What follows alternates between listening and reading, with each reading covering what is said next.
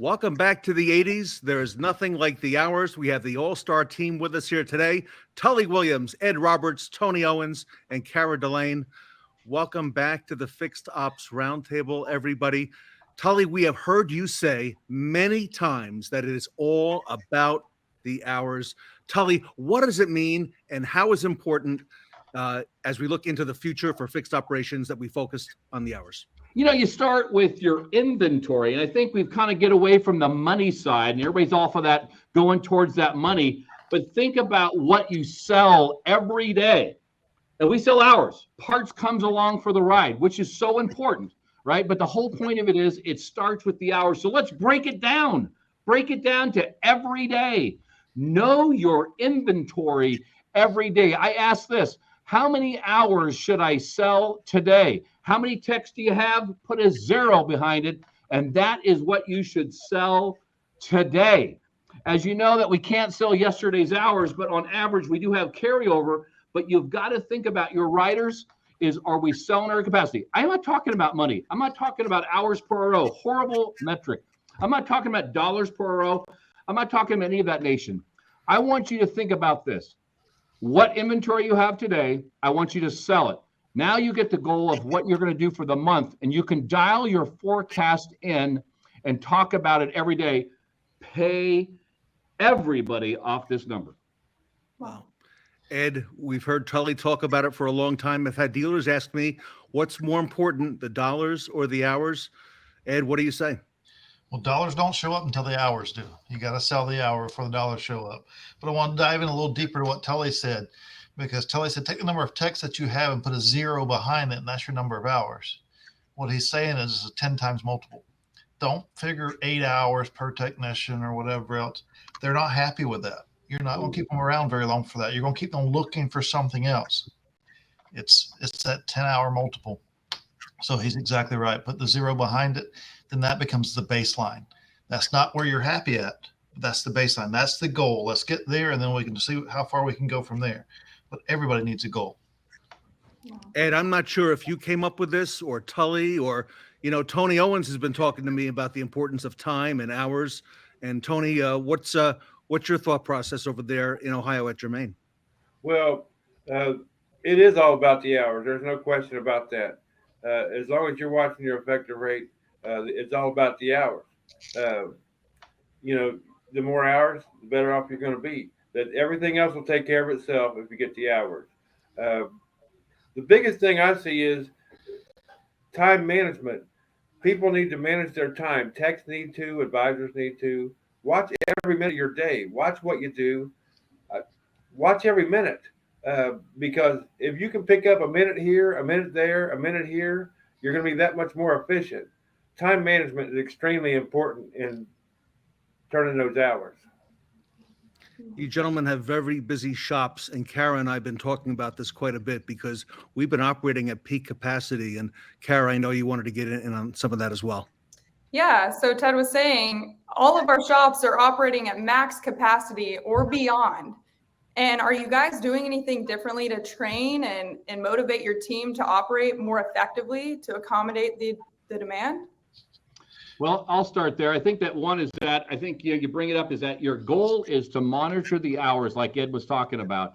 You need to show the technicians every day where they've done yesterday and where they are this month. When you start eliminating all of the bull, next thing you know, the parts department is now paid on the hours forecast. Guess what they're doing? The parts are being delivered to the stall, increase efficiencies. The parking lots now become organized and even bringing the cars in for the technicians. What happens is that because you're focusing on, remember, 100% is not it. We're at 130%. 130% is 12 hours a tech a day. God bless America. So the goal is you're going to find all these great efficiencies because everybody is driven to one number. Did I sell my hours today? Parts on board, porters on board, foremans on board. Everybody is on board to make it more efficient so the technician can produce the hour faster and better. And I'll touch on that a little bit as well, because we have so much opportunity for us to become more efficient.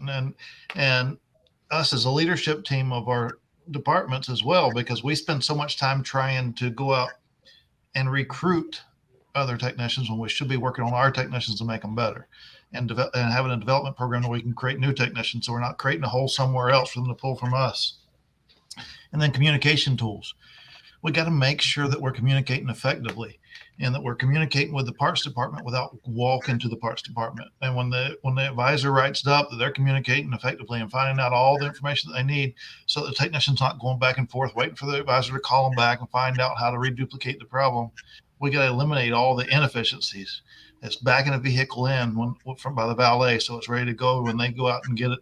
There's so many little things that we got to pay attention to the details, because minutes creates hours, and we got to do as many things as we can to pick up as many minutes as we can, so we can continue to create those hours to get the Telly's 130% production.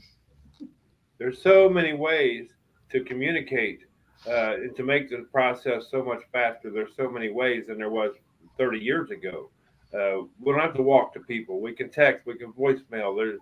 We have systems that do that for us. Smart, X-Time, whatever. They all keep that efficiency going. They move the needle. Communication. Fantastic. You know, I think that the communication piece with your customer is just as important to drive this efficiency. So the next step is efficiency is how do we get our customers to say yes? One is that we need to treat them like family, yes, but also are we taking pictures and videos of everything? Is your parts department being bonused on how fast the quote is sent to the advisor? My hand's up. What we then do is that now we can send that quote to the customer with pictures and video of all of the reds, so the customer can say yes with what? Their thumb. That's what we're looking for to do. To drive efficiency is this. Ask yourself, how many hours are sold off of recommendations? It varies. The technician wants to do what? Work on the car in the rack or the car in the parking lot. They want to work on the car on the rack. Make it efficient for, yes, the customer, and make it efficient for the tech and the service writer. That's where you're going to stage 2 to drive the more efficiencies out of your shop. And Tully, that's all part of making service more convenient. These technologies that Tony's referencing as well, and along your line to help to rebuild that repeat and referral business, as well as build trust and transparency also. Correct, because here's the thing. If we send pictures and video, our goal is to get the trust picture out of the way, right? Our goal is if we can prove everything that is wrong with the car, then we don't have to worry about we're just a badass dealer. That is not the case. We're actually their advocate. We're also trained. Remember, we're not practicing. We're actually factory trained, which was only a dealer can ever say that, right? The next piece is that it's all about the money, and then it turns into about the time. And it depends on the brand you have, but you have things to do to help finance those repairs. And now we focus on time, which we have much more of a chance to manage better. And I know you've got that big mobile component that's a differentiator for you at Bozard Ford Lincoln. What other ways do you make service convenient for your customers to build on that repeat and referral business that Tully likes to tell us about? Well, he talked about trust there a second ago as well. We'll talk about mobile in just a second.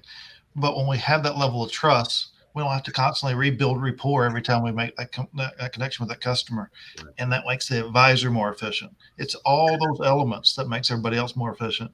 But one of the things that we want to do is there is no flat rate time to pull a vehicle in and out of the shop or whatever else. And if there's things that we could go to our customers and take care of them where they don't even have to come in, and I can keep my guys in the shop working on bigger stuff that they turn more flat rate hours on, then we keep that ball rolling. And then our customers love that, because if they don't have to roll in here and we come to them and take care of them, until they talk about pictures and video, the live component showing sales as well. And so it all builds around trust. And when you can build on trust, you build repeat and referral business. Tony Owens, what do you think? I think it's on fire. That's definitely the thing to do. Communication, efficiency. How fast can we get that tech on that car? What can we cut? How fast can we do it? Every little piece needs to be looked at. Major League Baseball players have coaches. that they have coaches because they teach them to be the best they are. They hone their skills. They keep them ready. The same thing with service people. Uh, that's how it goes. You just efficiency, make the time fast. What can we do to speed it up? Every piece. Kara, you've been in retail for quite a while. How does it feel to be surrounded by these great coaches all around us here on this panel? I know. I feel so blessed to have mentors all across the nation, all across the world that are able to educate me and kind of guide me in the right direction and let me learn from the best of the best. And these guys on the screen, including you, Ted, are the best in automotive. All right. I think you've got one more question for us to kind of round out the panel today. I do. We were talking just a minute ago about what we can do to streamline these processes, and what strategies do you and your guys' teams use to retain service customers? Well, I'll start again. I think the issue is that one, customers are family members. If you have an issue in your shop, the thing you do is to say, if it was my mother's car, what would I do? You just answered your own question. So the culture of your store is not about profit. It's about repeat and referral. And the next piece is it easy to do business at your store? Don't make it hard. Don't use acronyms, ROs, ELRs, all the stupid things. You have to make it easy for a customer to do business. And two, is it easy to make an appointment, to make a drive-by, whatever it takes to make it easy. For us to drive that repeat and referral, to make that circle of life, keep them in the shop, make them to buy their next car, trade that car and get the next one. It has to be treated like family, and it has to be easy. No question. And I'll build on that. The ownership experience lasts years. Buying a vehicle doesn't take very long. If you do a lot of research, it may take you weeks, but usually it takes days or hours to buy the vehicle. But the ownership experience takes years. And when we find ways to make it convenient for our customer, we don't have to go out and reconquest that customer. That customer becomes ours. And Carrie, you talked about being able to learn from some of the best in the business. Look at what our audience is out there doing. Our audience, every one of them has these same connections, and that's the power that Ted's put together. You guys have put together in this, and everybody wins with that. No question. Amen. Well, Tony, what do you think? I think it's sensational. I want to get to work now. Let me just go on this, is that if you are truly in the repeat and referral business, think about this, is that we are driving that hours, right? And if you talk about money, you talk about ELR, you talk about hours per row, you will fail at this number. Here's the reasons why. You have three types of customer pay. You have repair. You have competitive tires. Do we sell tires for profit? Very, very little. And actually, I just want to break even and sell every one red. I want to sell every red tire. And last but not least, you have maintenance. If you are at a 20 group and you are driven by effective labor rate, you will then not sell tires. You will close on Saturdays. You will minimize all maintenance and be a repair facility. That does not drive repeat and referral business. So if you truly are repeat and referral, base it on hours, leave the dollars alone. They take care of themselves. And I think what Tully has started us on, this is the new measurable. It's your hours. It's your total hours in your shop, Ed. Unfortunately, he's correct. And unfortunately, we chase it from the wrong angle. We chase it from a profitable standpoint. What do I got to do to get to this? Well, the profit's the report card. Profit is how well you do the job. And so when we go to college or we go to high school or go whatever, we don't start with the grade that we want. We start by what we need to do to get to the grade that we want. And to get there, we got to turn the hours. And are the other metrics still important? Do they still apply somewhere along the line? And should we continue to measure them? They're important, but we put too much emphasis on them. Let's narrow it down. And it doesn't matter what you pick. Tully, he picks the hours. Pick a couple of metrics that are impactful, and the rest of it will fall into place. If you chase every one of the KPIs, you'll spend too much time trying to figure this out, figure that out, stepping on toes all along the way because you're not catching people doing the right things. You're catching people where they miss something, and all you're doing is going around zapping everybody. Yeah, I wanted to touch on that, Tully. When I talked about the effective rate, I want to clarify that. A lot of people have been paid by the hours, so they cut rate to increase hours. That's the only thing I mean by watch the effective rate. It is all about the hours, no question. And I think that, Ed's spot on when you look at the certain ones, and so is Tony, is that then you watch discounts, right? So the issue is that because now the state has allowed us to do what? To go after that great warranty rate. What are we working on now? Repair rate, no discounts, and we maximize that number, right? We're still focused on hours. We just want to make sure we get every dollar. Look at when you talk about your team, did you sell your capacity today? Are you selling those great recommendations that we'd sell our family members? And don't discount it out. Use the price that the team has come up with. Wonderful. Everybody, we're going to have to leave it there, but I want to thank all of you for bringing fixed ops and the hours to the forefront in our industry. I've heard it said just recently in the past week that fixed ops is no longer that department behind the wall. It's out now in front. So Ed Roberts, Tony Owens, Tully Williams, Cara Delane, thank you for all that all of you do, okay, to help bring fixed ops to where it is today and where it needs to be and where it needs to stay.